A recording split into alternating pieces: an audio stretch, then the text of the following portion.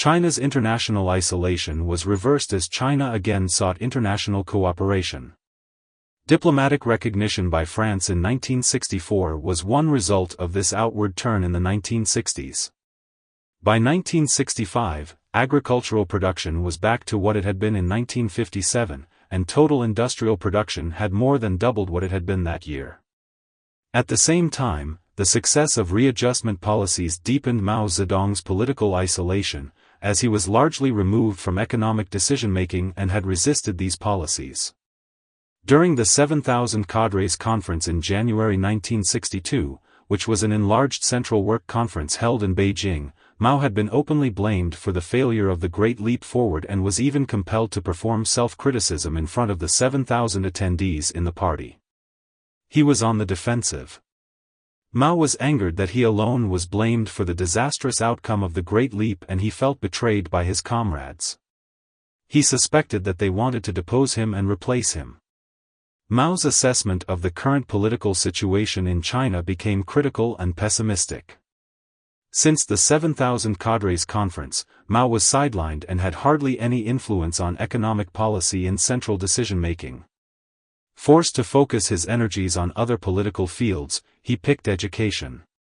Following the 10th plenum of the 8th CCP Central Committee in September 1962, Mao launched a nationwide socialist education campaign to renew class struggle in the urban and rural areas as a means of combating revisionism and preventing peaceful evolution. This was the prelude for the Cultural Revolution. In Mao's analysis, the problems the Great Leap had run into were caused by inadequate attitudes and backward thinking in rural society that kept people from implementing policy correctly, not by the policies themselves. There was only one way to change the general political outlook, and that was with a thorough education campaign. This campaign aimed to undo the resistance in the rural areas and in the party against collectivization. The campaign in the countryside was officially devoted to the cleaning up of accounts, warehouses, workplaces, and finances and was therefore also referred to as the Before Cleanups movement. After 2 years, the campaign was greatly scaled back, since other leaders thought it was interfering with the readjustment policy. 2. Encirclement and escalation.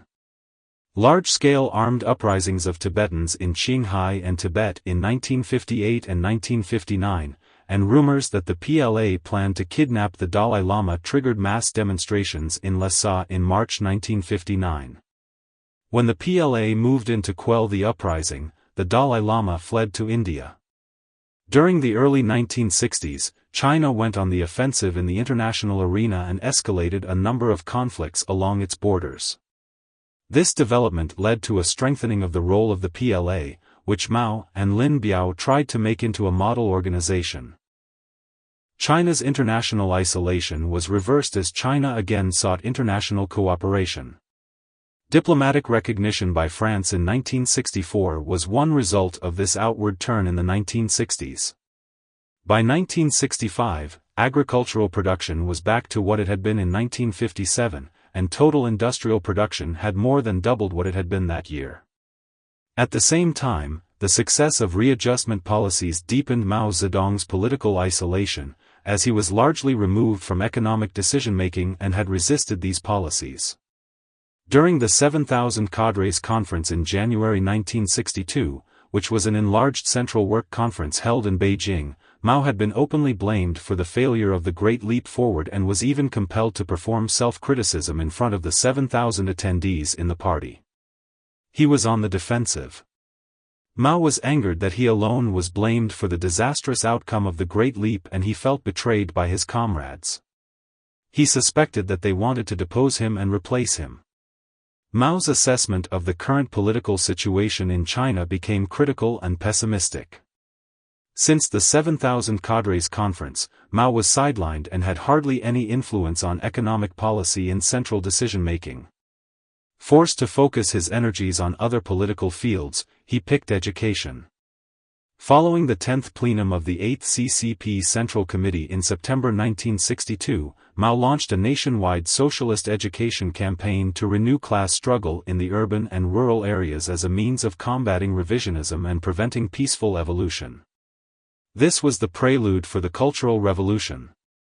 In Mao's analysis, the problems the Great Leap had run into were caused by inadequate attitudes and backward thinking in rural society that kept people from implementing policy correctly, not by the policies themselves.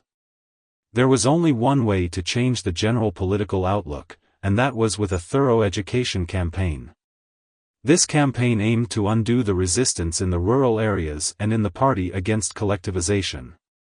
The campaign in the countryside was officially devoted to the cleaning up of accounts, warehouses, workplaces, and finances, and was therefore also referred to as the For Cleanups movement. After 2 years, the campaign was greatly scaled back, since other leaders thought it was interfering with the readjustment policy. 2. Encirclement and escalation. Large-scale armed uprisings of Tibetans in Qinghai and Tibet in 1958 and 1959, and rumors that the PLA planned to kidnap the Dalai Lama triggered mass demonstrations in Lhasa in March 1959. When the PLA moved in to quell the uprising, the Dalai Lama fled to India. During the early 1960s, China went on the offensive in the international arena and escalated a number of conflicts along its borders. This development led to a strengthening of the role of the PLA, which Mao and Lin Biao tried to make into a model organization. A second area of Sino-Indian conflict concerned 3 sparsely populated but strategically important stretches of land along the edge of the Tibetan Plateau. This disputed territory was partly administered by China, partly by India, and entirely claimed by both countries, culminating in the 1962 Sino-Indian War, fought over the control of these territories. In this conflict, the PLA defeated the Indian army in the border region, penetrating well beyond the Sino-Indian border. The conflict did not, however, produce any lasting change in control. The Chinese withdrew from most of the invaded areas and established a demilitarized zone on either side of the line of control. Most significantly, the leadership seized on the army's victory and began to experiment with the possibility of creating a cult of army heroes to aid in popular mobilization. Starting in 1964, Mao insisted that political departments modeled on those in the PLA be established in all major government ministries and bureaucracies. In many cases, political commissars from the PLA itself staffed these new bodies, thus effectively penetrating the civilian government apparatus. Other efforts, such as a national propaganda campaign to learn from a purported army hero, Lei Feng, also contributed to enhancement of the PLA's prestige. In the early 1960s, this effort was fused with the cult of Mao Zedong. In the aftermath of the Great Leap Forward, Mao's cult of personality was systematically developed to serve immediate political ends. Mao himself was the driving force behind it, but the entire leadership also felt it was useful for stabilizing party rule. The general political department of the PLA, under Lin Biao, had the task of reviving and refashioning the cult. In this context, the general political department eventually compiled quotations from Chairman Mao Zedong, the Little Red Book, and the somewhat longer, selected readings from the works of Mao Zedong. The hope was to make the army into a great school for the study of Mao Zedong thought. The military forces under Lin Biao increasingly demonstrated that they could combine ideological purity with technical skill. Beginning in 1963, Mao called on all Chinese to learn from the PLA. By 1964 to 1965, the Mao cult was ubiquitous. In a tour of Africa in late 1963 and early 1964, Zhou Enlai alarmed his hosts by calling for revolution in newly independent post-colonial states and openly challenged the Soviet Union over the direction of the communist movement in the developing world. The Soviet-US crisis in Cuba in October 1962 had coincided with the Sino-Indian struggle, and in both cases, China believed the Soviet Union had become untrustworthy and turned into a capitulator. When the Soviet Union signed the Limited Nuclear Test Ban Treaty with the United States and Great Britain in August 1963, the Chinese press attacked the Soviet Union and reproached it for building an anti-Chinese conspiracy. Internationally, China became ever more isolated. Substantial Soviet deployments along the Sino-Soviet border, including of nuclear weapons, threatened the country. In a drive to increase its own international influence, Moscow expanded its military aid to North Korea and North Vietnam to gain those nations' loyalty. Both countries remained aligned with the Soviet Union. To both the North and the South, then, China was faced with Soviet allies. In Indonesia, many Chinese were killed in the course of General Suharto's anti-communist mass killings. Meanwhile, the U.S. government repeatedly reconfirmed its policies of recognizing the Republic of China in Taiwan as the legitimate government of China. It also supported the exiled Dalai Lama. The incremental escalation of the U.S. military presence in Vietnam in the early 1960s posed an additional threat to China. There was the possibility that U.S. forces would start to bomb or invade North Vietnamese sanctuaries along the Chinese border, where North Vietnam had stockpiled ammunition and aircraft. Confronted by this new strategic situation, the government boasted of the country's self-reliance. Mao's calls for revolution became more nationalistic, and the PLA's influence on Chinese political and economic life grew stronger. Against this backdrop, China also vigorously pursued the acquisition and development of nuclear weapons. China's own capable nuclear physicists and engineers nonetheless continued progress toward nuclear capability. China conducted its first atomic test explosion on October 16, 1964. While China celebrated that success, the international response from points both east and west was negative, which only deepened China's isolation. Mao began to articulate his Three Worlds theory soon after this, where the two main superpowers constituted the First World that enjoyed a hegemonic relationship with the industrialized Second World, while China led the poor countries of the Third World in revolution. In the mid-60s, China stood alone and faced pressure from all sides. The external crisis led to an internal escalation of tensions. In late 1963, the party started to call on intellectuals and artistic work toward supporting China in its precarious situation.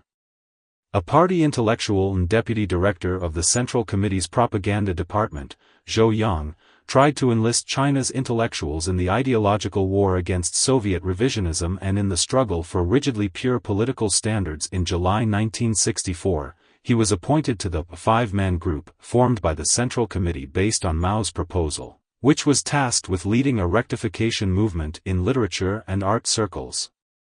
The other members were long-serving party leaders Peng Zhen, Liu Dingyi, and Kang Sheng, and the editor of the People's Daily, Wu Lengxi. Meanwhile, work teams made up of party officials and government workers tried to reinvigorate the socialist education campaign in rural areas. These efforts constituted the immediate prelude to the Cultural Revolution. In early August 1964, U.S. airstrikes on North Vietnam raised the specter of war on China's southern border. The relationship with the Soviet Union deteriorated. Mao's view had more fundamental, long-term importance for China's security. Liu Shaoqi and Deng Xiaoping advocated responding to Soviet calls for united action in Vietnam and the re-establishment of closer Sino-Soviet ties. Meanwhile, Liu Shaoqi and Deng Xiaoping also asserted the need for further consolidation of the readjustment policy for economic development, allowed experiments with a free market system, and permitted the return to private ownership of rural plots. To Mao, these were efforts to downplay the importance of revolution in the rural areas. In his January 1965 directive on problems arising in the course of the socialist education campaign, Mao stated for the first time that the principal enemies were revisionists and those within the CCP who wanted to take the capitalist road. The dismissal of Nikita Khrushchev in October 1964 only increased Mao's worries. Mao started to talk more about cultivating successors and became even more insistent in his demands for loyalty. The Maoist group issued a call for a cultural revolution. Mao Zedong and Lin Biao decided to start a new campaign. Mao's final struggle for China's future began. 3. Great Disorder Under Heaven. In February 1965, Mao reportedly sent his wife, Jiang Qing, on a secret mission to Shanghai. Her mission was to start a campaign criticizing party officials for not fully supporting Mao's revolutionary views.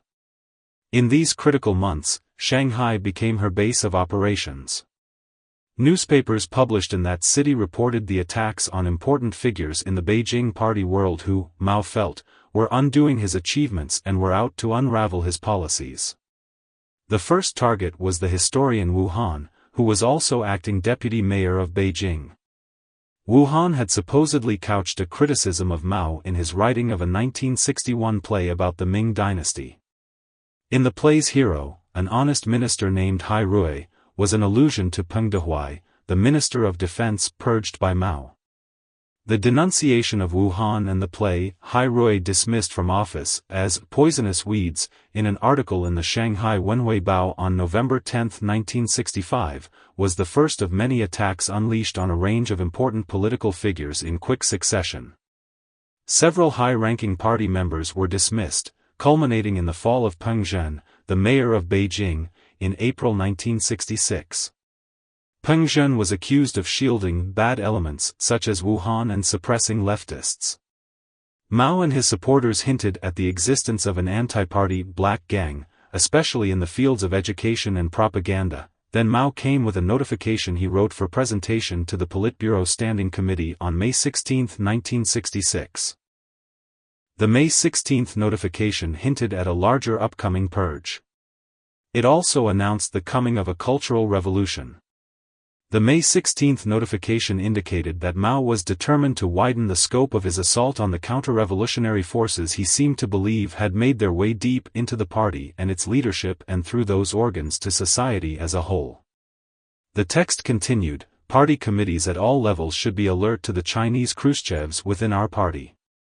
In May 1966, Mao's most reliable group of allies, with his obvious encouragement, organized themselves in the form of the Central Cultural Revolution Group, led by Chen Boda, Mao's political secretary.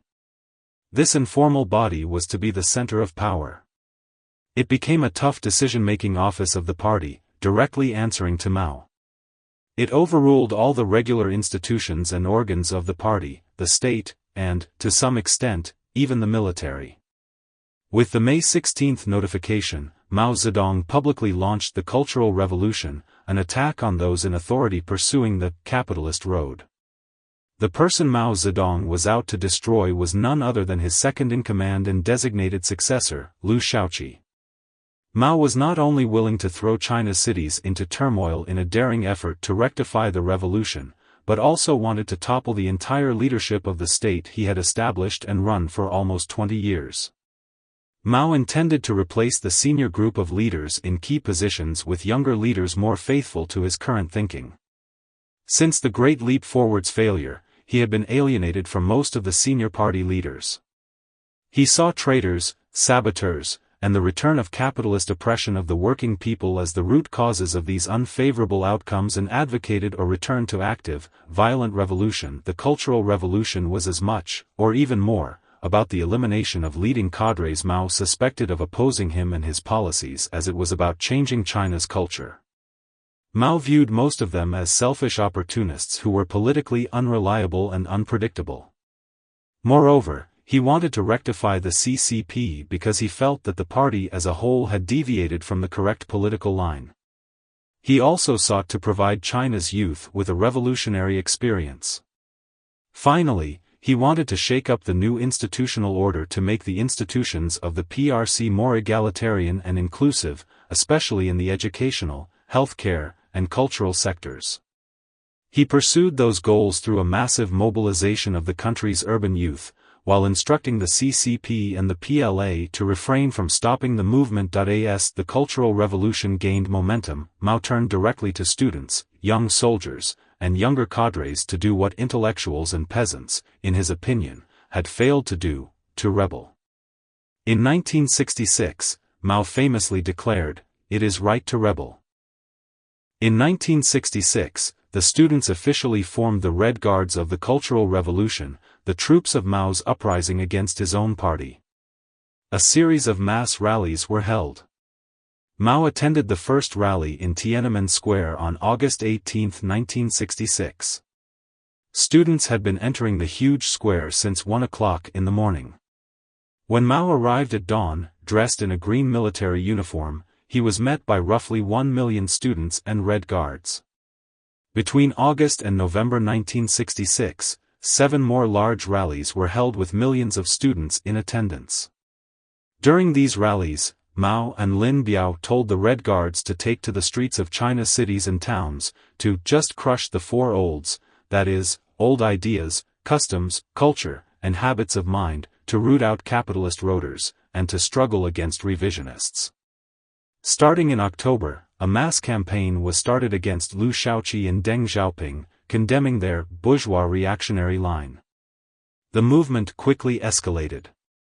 Public criticism meetings began to take on new levels of violence as cadres, intellectuals, and leaders accused of political offenses were beaten up and humiliated. The social chaos, particularly in 1966 and 1967, shattered China's cities and towns. Uncounted cultural sites were destroyed. Red Guards smashed statues, burned scripts, and demolished temples. These practices became more widespread after Mao and his allies began to speak of the need for and value of Red Terror. The movement soon spun out of control. In late 1966, older students formed competing Red Guard units in a rebel faction, often heavily armed, who clashed with earlier Red Guard groups over the correct interpretations of the current political line. In many cities, civil war-like conditions erupted. The different factions barricaded themselves in streets and buildings, engaging in urban warfare and shelling each other's positions. Some also obtained support from worker militias. By early 1967, workers' organizations were formed. Workers also began making demands of their own and staged their own large-scale clashes with the power holders. The center's attempts to rein in the PLA and prevent it from curbing major opposition with massive force and firepower led to a serious military mutiny in Wuhan and the arrest of 2 members of the Cultural Revolution Central Group in mid-1967. With countless other outbreaks across China, China plunged into chaos. Death and injury from street battles were ubiquitous. Over the entire 10 years of the Cultural Revolution, some 200,000 to 400,000 people may have been killed in such armed local clashes.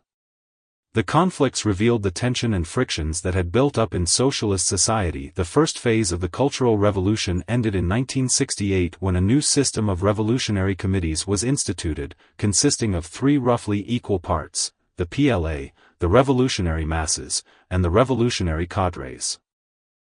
The revolutionary committees replaced the traditional organs of the state on the provincial and local levels. At the same time, the government brought urban warfare to an end by calling in the PLA to move into the cities and campuses to restore order.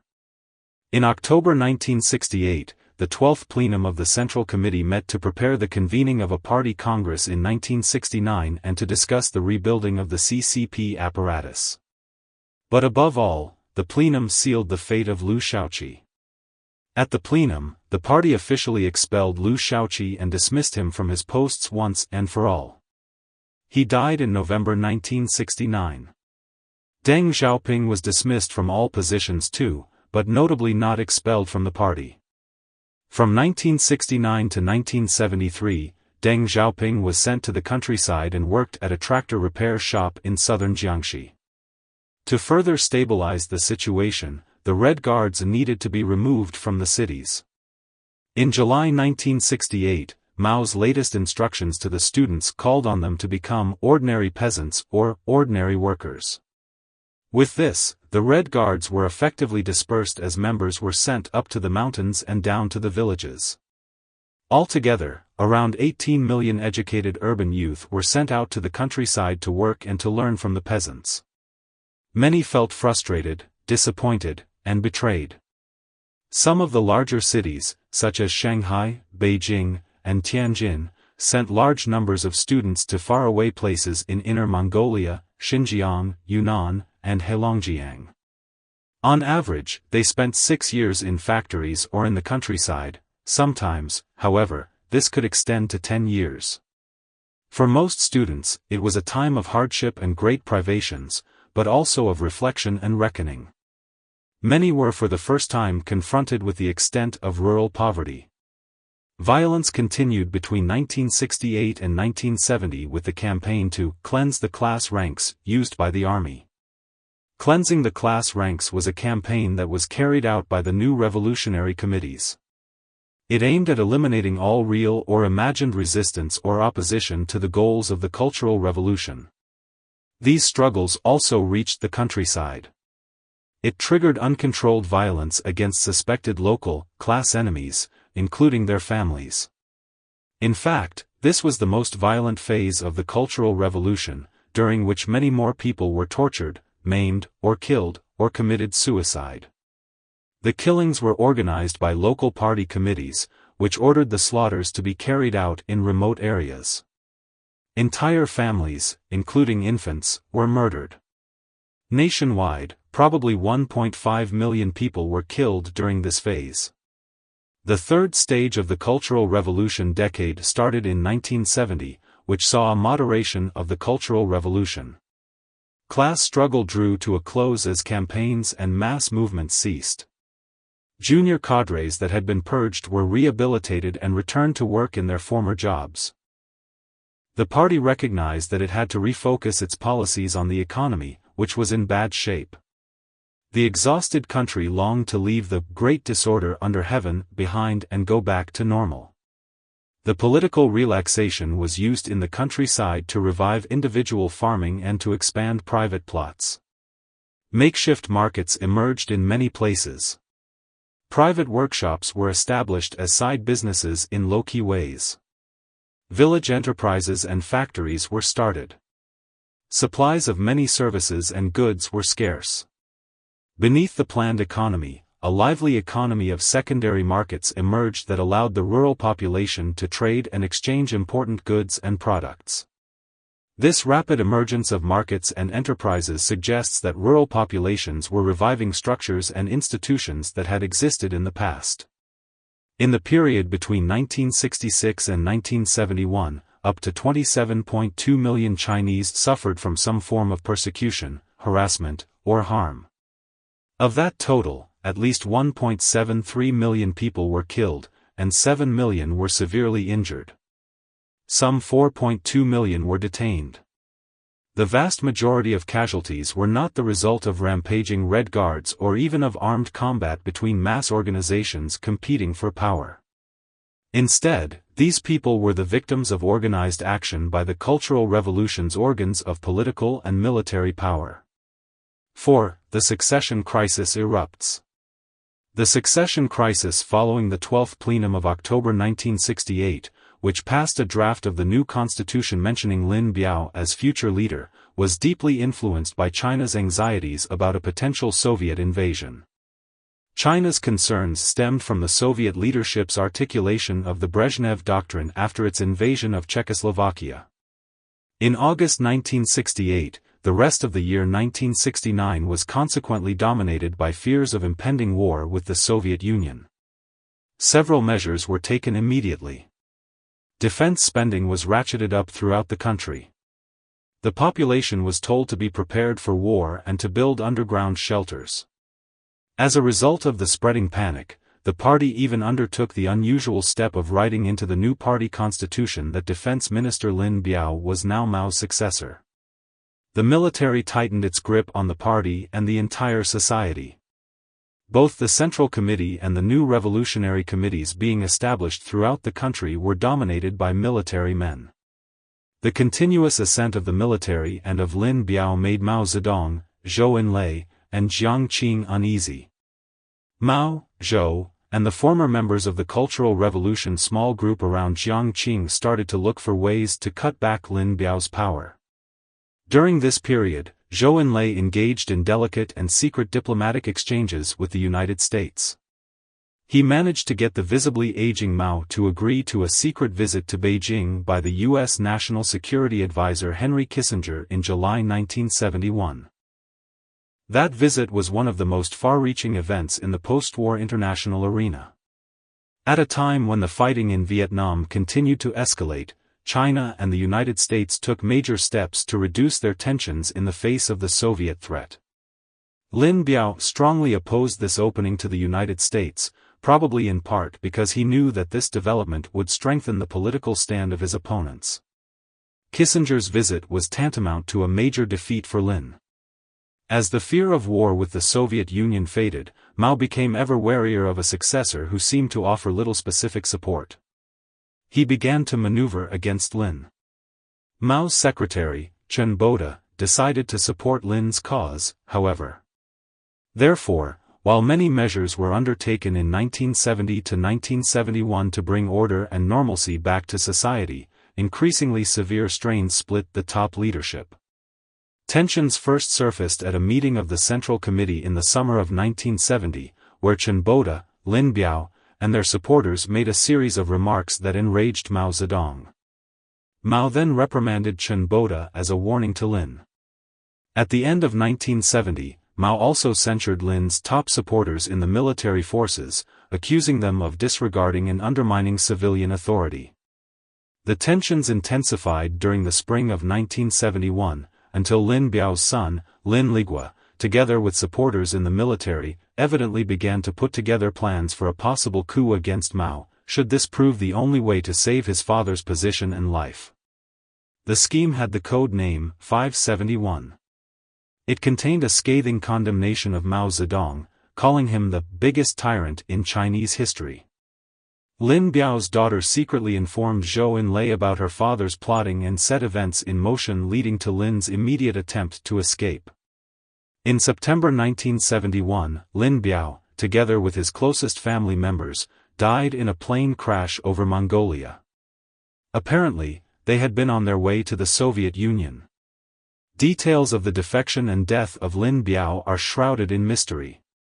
Following the Lin Biao incident, virtually every member of the Chinese High Military Command was purged or arrested. The PLA disappeared from politics and from the public eye. China's people drew their own very different conclusions. For many who had enthusiastically supported Mao during the Cultural Revolution, Lin's flight and death had a profoundly disillusioning effect. Lin had been the most public and most loyal supporter of the Mao cult, and millions had gone through tortuous struggles to back Lin and Mao in the fight against revisionist enemies. The repugnant details of Lin's betrayal and subsequent escape cast all this in the light of personal power struggles. It was Zhou Enlai who benefited most from Lin's death. From late 1971 through mid-1973, he tried to prod the system back toward stability. He encouraged an economic recovery and introduction of educational standards. He also rehabilitated former officials and brought them back into office. China began again to rebuild its trade and other links with the outside world, while the domestic economy continued the moderate growth that had been underway since 1969. In 1972, Mao suffered a serious stroke, and Zhou meanwhile learned that he was dying of cancer. These health crises heightened concerns over the still uncertain lines of succession.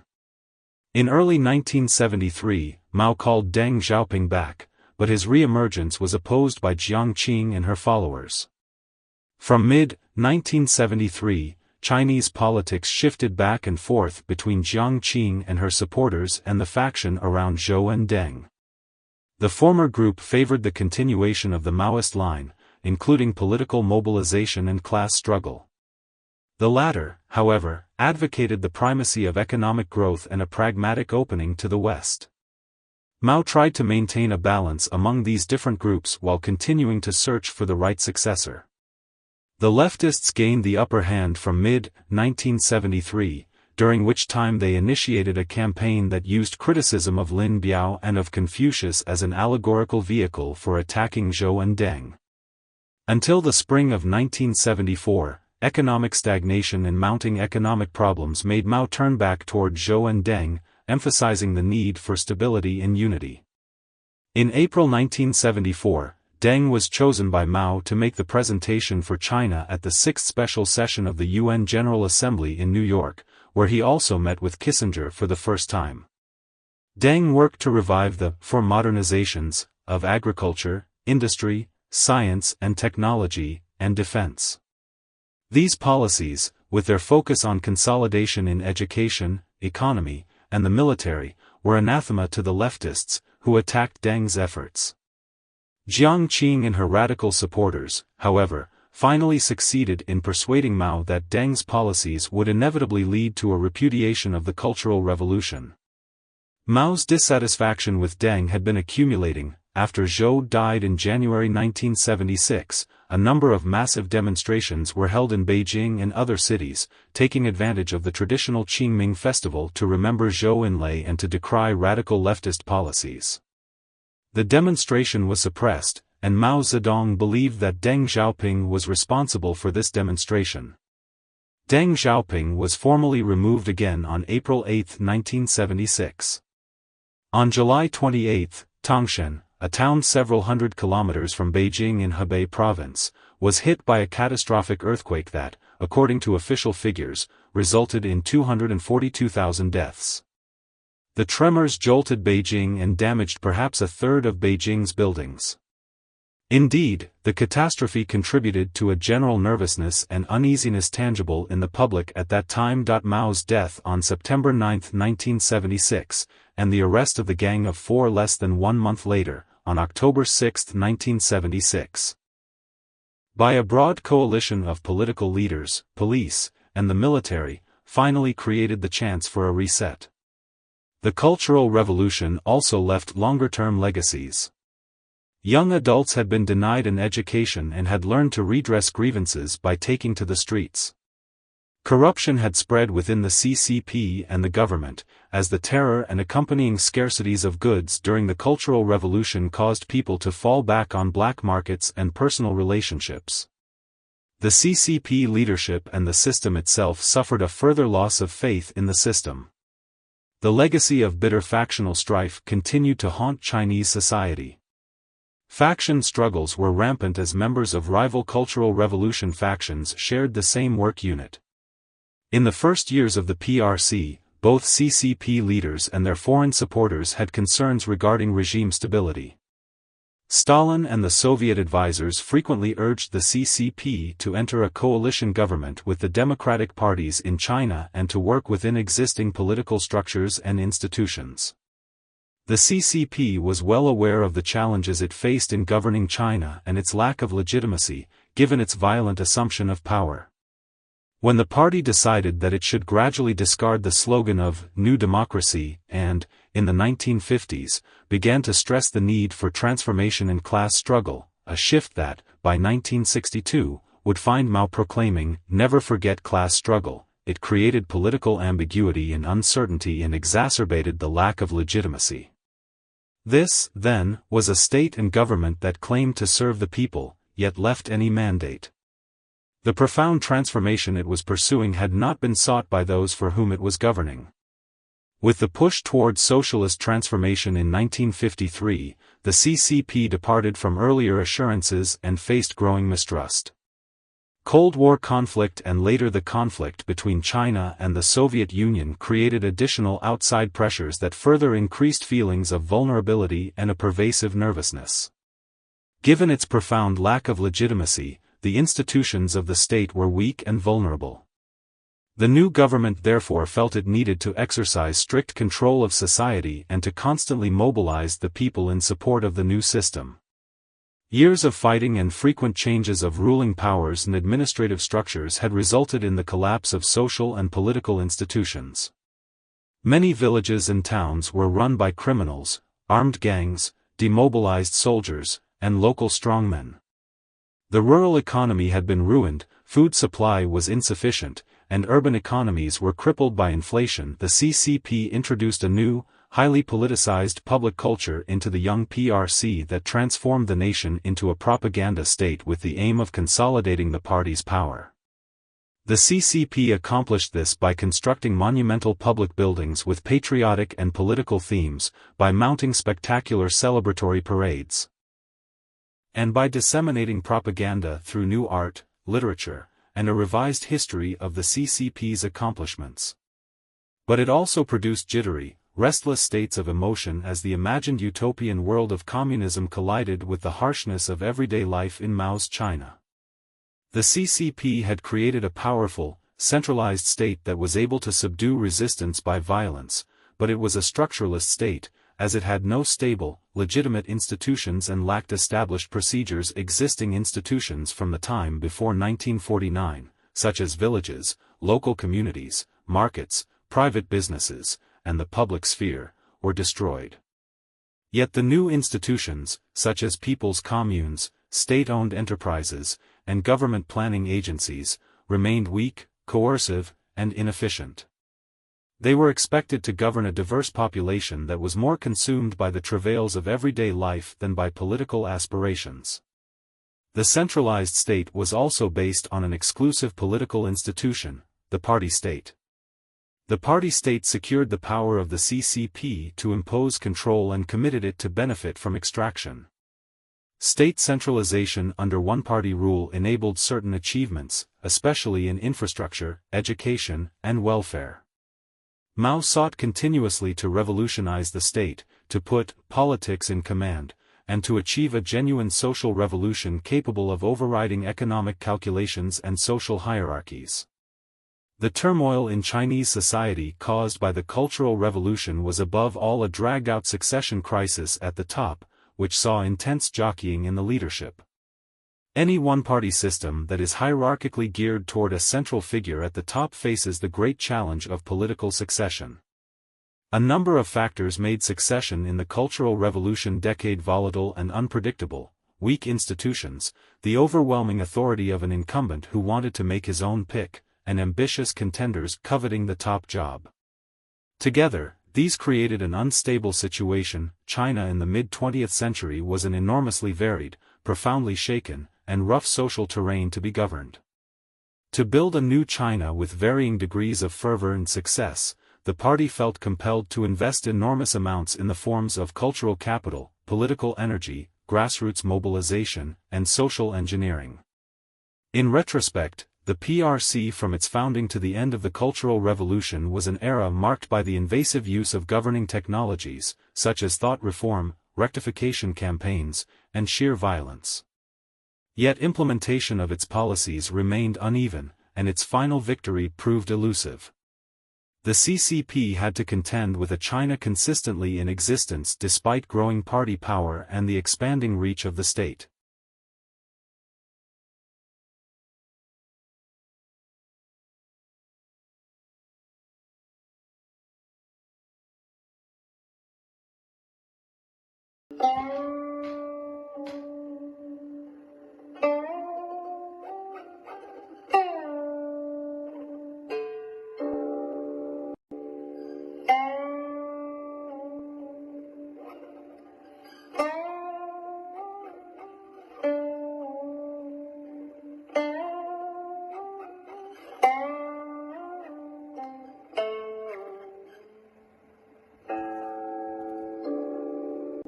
在本节目结束之前，如果您感到满意，请订阅本频道。您的订阅就是对我每天努力制作节目的最大支持。让我们一起传播真相，了解世界和中国真实的历史文化和现实政治的进程。谢谢大家观看。